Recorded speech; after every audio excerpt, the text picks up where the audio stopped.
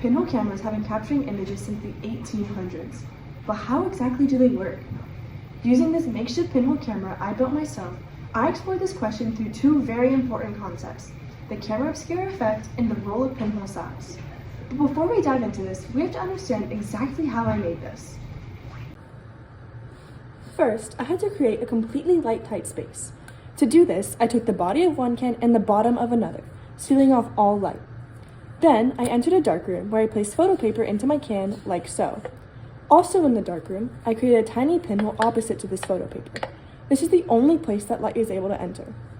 Then, I close off my Sprite can and head outside. Here, I set up my camera, open up the tape for varying amounts of time, close the tape, and then I go back into my darkroom to develop my paper. After developing my photo paper, there's a photo. But wait a minute, why is it upside down? This is because of the camera obscura effect, which comes down to the fact that light travels in practically straight lines. To demonstrate this, let's say that this is our pinhole and this tree is our object. Now rays from the top of this tree travel through the pinhole and hit the bottom of the paper, and rays from the bottom of the tree hit the top. This flips the image upside down. But there's more to a pinhole camera than just the camera obscura effect. Let's talk a bit about how pinhole size affects the images. Usually, the smaller the hole, the sharper the image. A small hole lets a narrow cone of rays from each point through, so each ray lands on a small spot on the image. This causes light to be much more precise when hitting the paper. Conversely, a larger hole lets a wider cone of light through, which makes light more spread out. This makes the image blurrier. Now here's where things get a bit more interesting. There's actually a limit to how tiny the hole can be.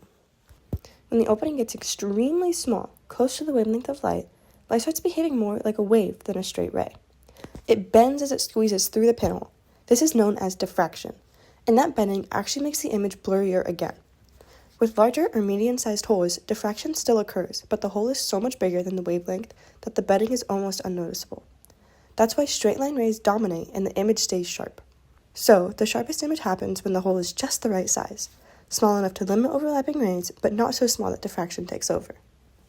Now just remember that the camera obscura effect and diffraction are paired together. The image will be upside down, and the clarity of said image is dependent on the size of the pinhole.